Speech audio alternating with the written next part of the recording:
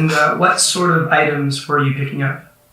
It was like some clothing and other personal items, right? I didn't sort through the bag, so I'm not 100% sure what may have been in it. So you said the bag. So you were there to pick up a bag of hers? Is that right? Correct, right. She put it by the front door in the entryway. I walked in, I grabbed the bag, and I left. And Charles, you're a realtor. Is that correct? Yes, that's correct. So that means you get to pretty much set your own hours, right? To an extent, sure. Now, you didn't have any appointments or any meetings that morning? That is correct. So, did you see Daniel when you went inside the house? No, I didn't. I didn't see his car in the driveway either, so I just assumed he wasn't home. But look, I didn't even go in the house. I just went in the entryway, I grabbed Emma's bag, and I left. That's it. That's not true. He lied. Now, are you aware that Daniel had been killed on that day and that his body was found inside that house? I'm aware of it now, but at the time, no. I wasn't aware of it at the time. Yes, right? So what do you know about Daniel's death? I know that he was apparently shot and killed. I'm also aware it possibly could have been a suicide, that he took his own life. Do you believe that? Do you believe that he took his own life? Certainly seems like a possibility, yeah. So how well did you actually know Daniel? Not well at all. I mean, I mostly knew about him through Rebecca, right? I only personally met him a few times. A few times that I did meet him in person, he seemed like a pretty cool guy, right? He was friendly and upbeat, you know? Just a good all-around guy.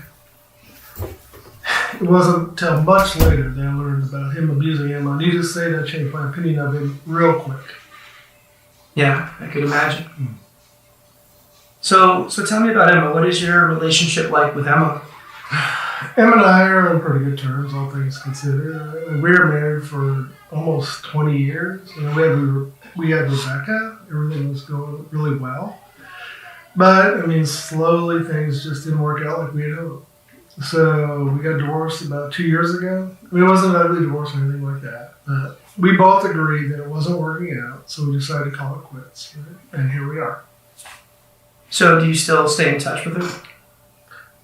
It's not like we're best friends or anything like that, but we have a daughter together, so yeah, we are in touch from time to time.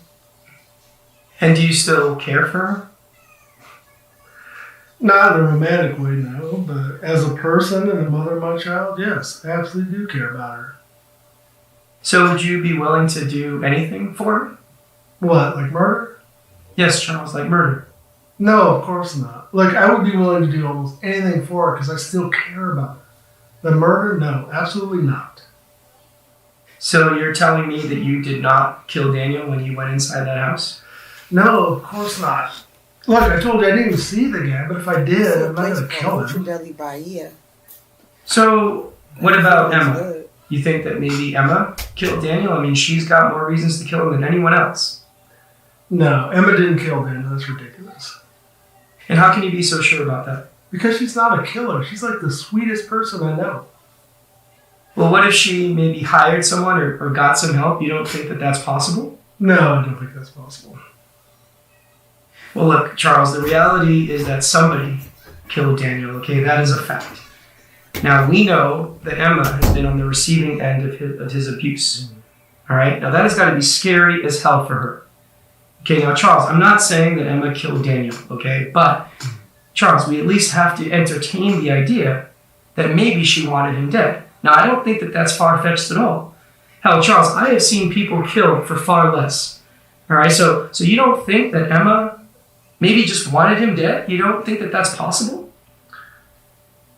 Look, I have no doubts that she wanted this man out of her life.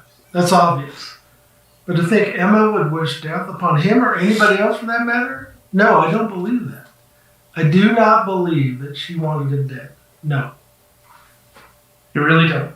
No, I really don't. All right. Charles, we're going to take a short break, all right? Just ask that you sit here for a bit and I'll be right back, all right? Yep, no worries.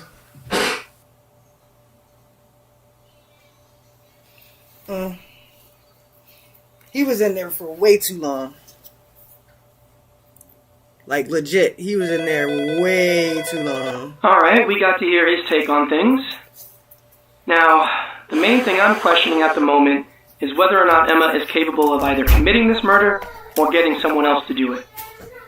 She really does seem like the person that has the most to gain from Daniel's death. But her ex, he doesn't seem to think that she has that in her. I don't know. You think Charles is telling the truth? You think he really believes that Emma is incapable of going through with murder? Does he really believe that she had absolutely nothing to do with this? Again, we gotta be careful with how we judge this. Pushing him in the wrong direction may not get us the info we need. I want to know what you think. I'll proceed based on that. So just give me a call when you know, and we'll go from there. Alright? Bye.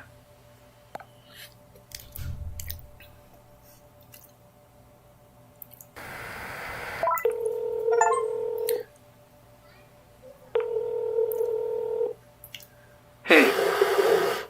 Yeah, I gotta say I agree with you on this one. He does seem pretty sincere. Alright, I'll continue the interview. We'll be back up in just a sec.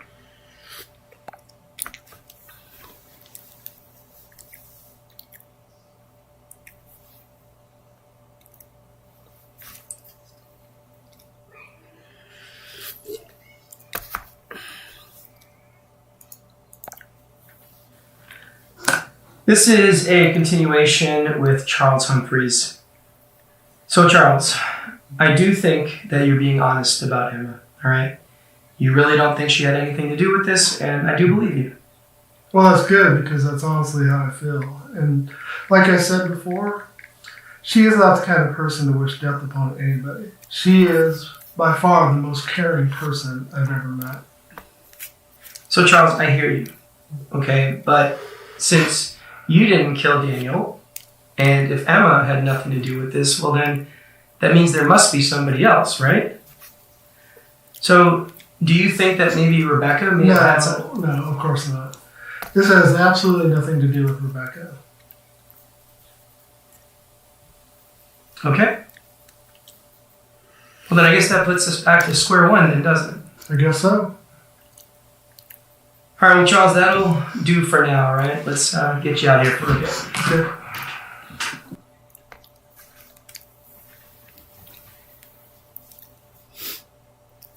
I think he did it. Do you see how long he was actually in the dang on house?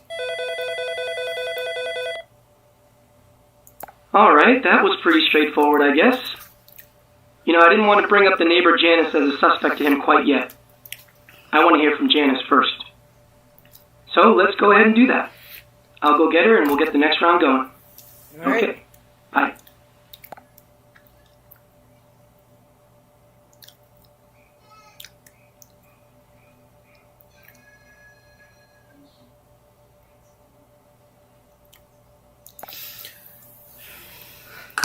All right, Janice, we are recording. Today is September 19th. I am Detective Martin Ruiz, badge number 7621, and with me here today is Janice Burks. So, Janice, let's please start with you spelling your first and last name for me. JANICEBURKES. And can you please acknowledge that this statement is being video and audio recorded and that you are consenting to that recording? Yes, sir. I do consent. And lastly, please acknowledge that we have already gone over your rights and that you are willfully making this statement. Yes, sir. We've already gone over my rights. Well, thank you, Janice. So let's just start with a little bit of context here. Now, you live next door to Daniel Murphy and his girlfriend Emma Richardson. Is that correct? Yes, sir. That's correct. And about how long have you lived at that residence? Oh, I've lived there about 1.5 years, sir. And prior to that, you had spent some time in prison. Is that right? Yes, sir. 9 years. And that was for murder, correct? Yes, sir. You mind telling me what happened? Well, it's not a very complicated story. My husband at the time was very violent, very physical with me, and it had been going on a lot longer than I care to admit. One night, he beat me up pretty bad. Seemed like he was never going to stop. So I stopped him. That's it. And I don't think you should have went to how jail is for that, life Ma. treating you these days? I can't complain, sir. I'm alive. I'm healthy. I got a steady job. Just trying to live life right. God's been good to me. That's good. That's real good. Mm. So what is it that you do for work? I work collections. I call people who owe money on behalf of various different companies. And you do this from home? Yes, sir. That's right. Now, I don't mean to be rude or judgmental or anything like that, but I'm curious, how is it that you landed in that particular neighborhood? Because it seems like it would be a bit too pricey for someone with a job such as yours. Now, that is assuming that you do live alone. Oh, yes, sir. I do live alone. That house belonged to my mother. She bought it about 20 years ago, but she paid it off early. And when she died about 10 months ago, she left it to me. Well, thank you for that explanation. That certainly makes sense. Now, I am curious, how well did you know Daniel and Emma? Oh, I know Emma pretty well. Daniel, not so much. When I moved in about a year and a half ago, Daniel had already been living there. They're pretty good neighbors. They're quiet. They stick to themselves. No parties or anything like that. I can't remember them ever having anyone over, in fact. Rebecca, their daughter, lives with them. She's pretty quiet too. She sticks to herself. But honestly, in general, the whole neighborhood's pretty quiet, so they're no exception. So why is it that you got to know Emma more than Daniel? Well, it seems like Daniel works very long hours, but Emma works 9 to 5, so I'd see her from time to time when I went on my usual walks, and we'd stop and chat for a bit. She was one of the few people in the neighborhood who didn't look at me funny, you know? I mean, it's a small town, word gets around fast, and I'm pretty sure most of my neighbors knew about my past. They were scared, they kept their distance, but Emma, she treated me like a normal person, and I really appreciated that. And I always felt like I should kind of look out for her too, I guess. Now, what about Charles? What do you know about him? Well, who's Charles? So Charles, that's Charles Humphreys. That is Emma's ex-husband.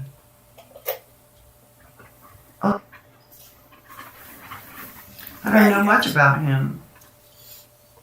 I didn't ever meet him, and I don't remember Emma ever really talking about him. I'm sorry. Unfortunately, I don't know much about him.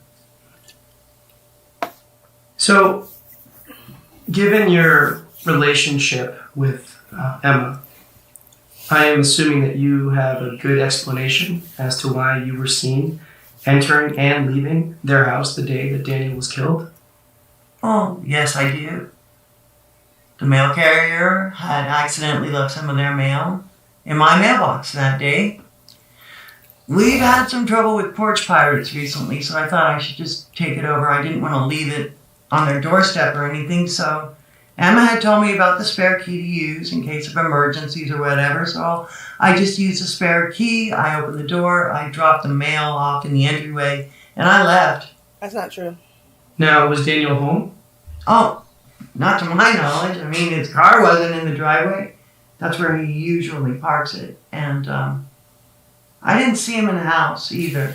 So these two people went in the house. Now, and Janice, neither one are of you aware that Daniel had been shot and killed and that his body was found in that house? Yes, officer. I was aware of that. The whole neighborhood was aware of that.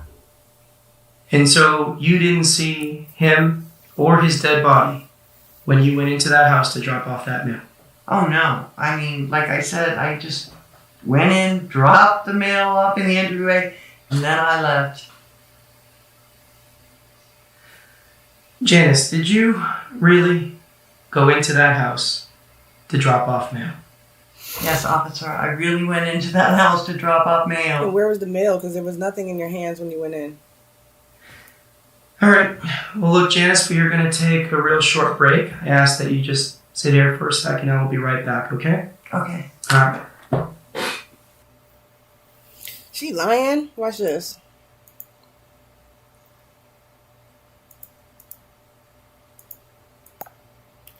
Here's Janice the day of.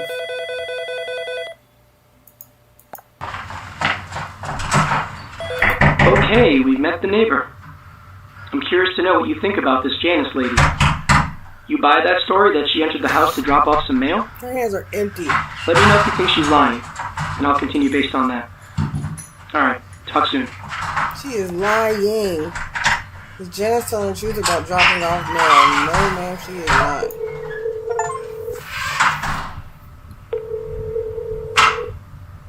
Hey, so you don't buy that story, huh? Well, me neither. It's a bit too perfect. And, after reviewing that security footage again, her actions don't seem to match up at all. Let's see if we can find out the real reason she entered that house. I'll get the interviews back up in just a few.